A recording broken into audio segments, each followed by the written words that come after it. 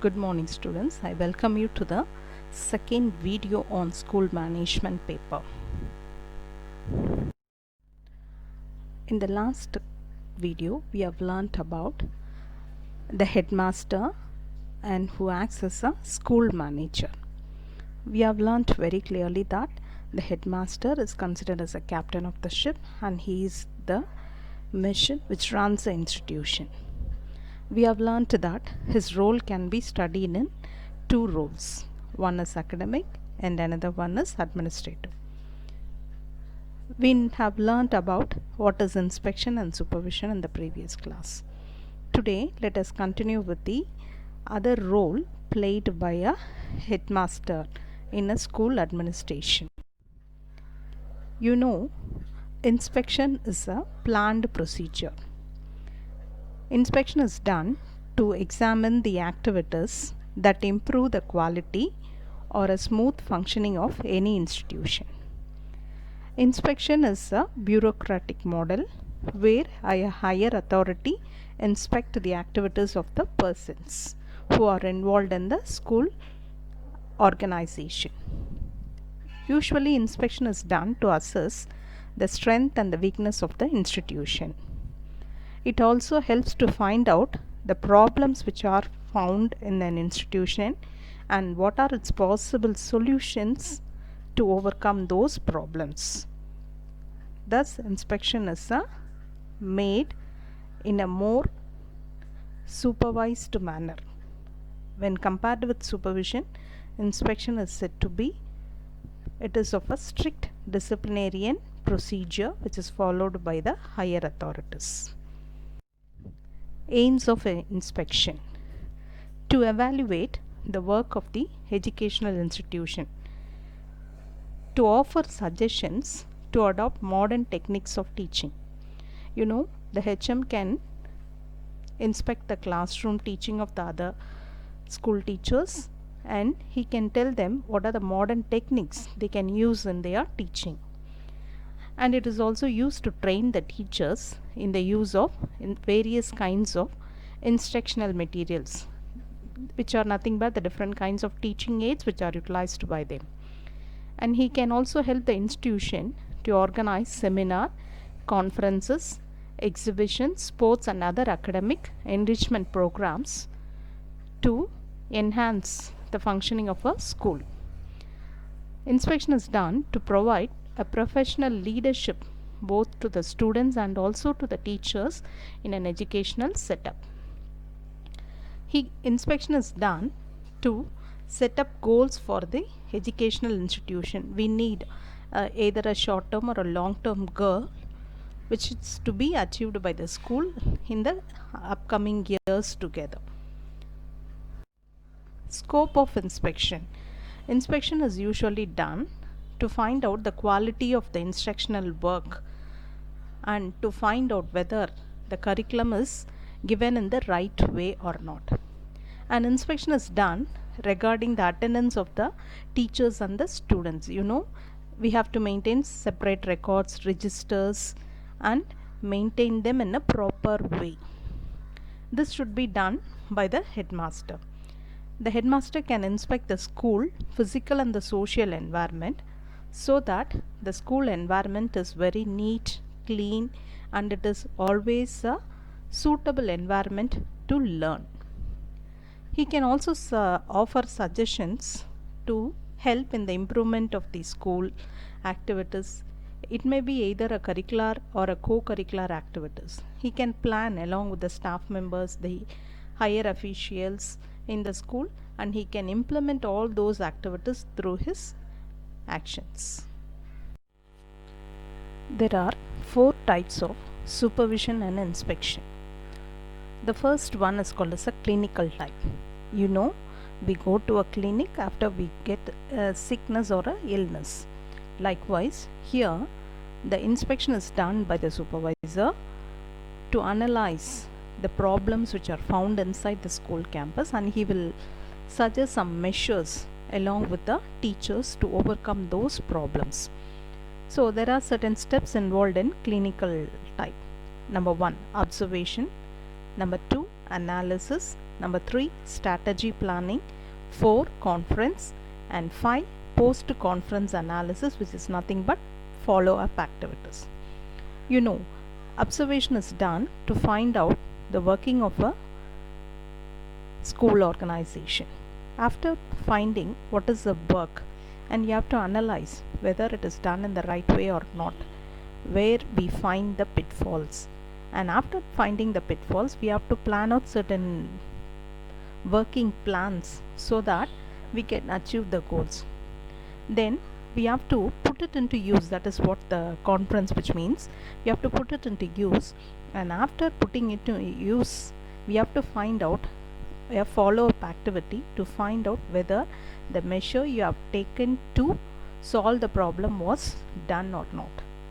So here the supervisor will analyze the data and discuss his analysis with the teachers so that there is an improvement in the instructional strategies. The second one is called as a preventive type. Here the supervisor beforehand, that is before getting into the study itself, he will anticipate certain problems and helps the teacher to avoid those problems or shortfalls or deficiency in his classroom teaching. This type of inspection will help the teacher to meet the situation with more confidence because they are already aware of what are the problems that may face in their classroom. So this is called as a preventive type of inspection. Then the third one is a creative type. Here the teacher and the supervisor, namely the headmaster, they work together in a collaborative manner to evaluate and describe each other's work. So it will promote a freedom, flexibility, and encourages an open-mindedness among them. So when there is a freedom and flexibility, that is, you can do it in your own pace, that is flexibility, is it not? So there is an open-mindedness. So this type is said to be the best type of inspection and supervision. Then the last one is a constructive type. Here the inspector acts as a friend, philosopher, and a guide. The teacher is free to experiment with his ideas, carry out action research. You know what is action research? That is a research which is done to solve the day-to-day problems which are faced by the teachers in their classrooms. And it is encouraged to be innovative, cooperative, and enjoy a social climate. In the constructive type, there is innovation. Innovation is nothing but inventing new things. Cooperation. When there is a mutual cooperation between one person and the other, they enjoy a very good social climate. Then that is, the types of supervision can be classified into creative type, constructive type. Then what are the other types? The other types are clinical type and preventive type. Okay. Guidance. The headmaster can play the role of a guiding person. You know, guiding and helping is not one and the same. Guidance is given by a person who is having a higher experience, okay, to a person who is having a less experience. A HM can guide his students in selecting the subjects at 10th standard or 12th standard or even at their college or degree levels, because based upon their interest, their capability, he can suggest them what they can select and where they will shine better. And the HM can also help the teachers in solving problems of discipline which are faced during the teaching learning process.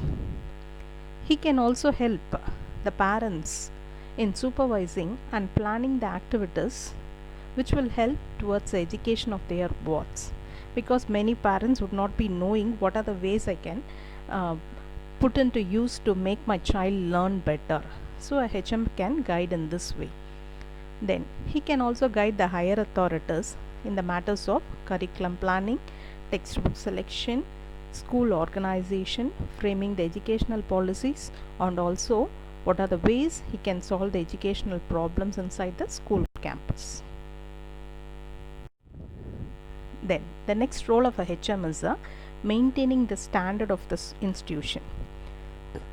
For maintaining of standard, he can request the management to appoint a well qualified staff. If a school is going to have a well qualified and well experienced staff members and dedicated staff members, so the work of a HM becomes very easy. So he can ask the management to appoint a well qualified, well experienced staff members. The HM also can conduct staff meetings regularly and check whether the teachers are teaching with the well prepared lesson plans and they are using proper and appropriate teaching aids in their classroom teaching. He can also arrange for a demonstration or a model lessons, inviting the experts from DIET, SCRT and NCRT. What is NCRT? National Council for Educational Research and Training. Likewise, State Council and then District Council. He can also organize for subject clubs in the schools. Tamil clubs and other different types of subject clubs will enhance the curriculum and the knowledge of the students. He can also arrange for in-service training programs for the teachers. The HM can also make arrangements to conduct unit tests, monthly tests, terminal examination and record the achievement of the students in their progress report, which could be sent to the parents so that they will know the ability and the level of improvement and the studies of their wards. At the end of each examination, he can conduct staff meeting to analyze what is the reason why some students have failed, so that he can plan for some remedial classes or special classes so that before the next test is conducted, the students are improved in their studies. He can also arrange for better computers, television programs and modern technological tools which will be useful in effective classroom teaching.